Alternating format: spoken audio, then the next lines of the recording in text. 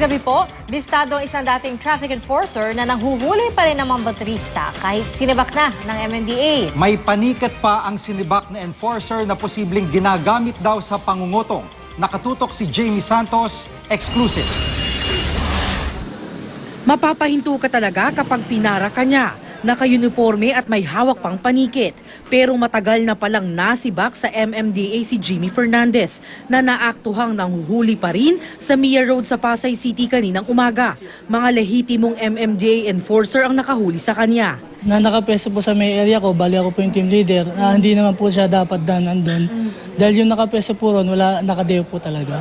Ilang reklamo na raw ang natanggap ng MMDA mula sa mga motorista kaugnay sa mga umano'y iligal na panghuhuli na posibleng magamit para sa pangungutong. Ito po yung nakakasira po sa ahensya namin ng gobyerno, lalo sa hanay namin ng mga traffic enforcer na gustong gumawa ng tama. Nang dalhin sa Pasay City Police, nakuha kay Fernandez ang pekeng panikit at lisensya ng kanyang mga nahuli. Itinanggi ni Fernandez na nanghuhuli siya.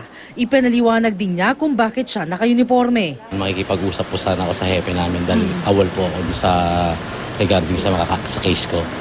Panawagan ng Pasay City Police sa mga nabiktima ni Fernandez makipag-ugnayan sa kanila. Ipapail po namin yung usurpation of authority laban kay Jimmy Fernandez.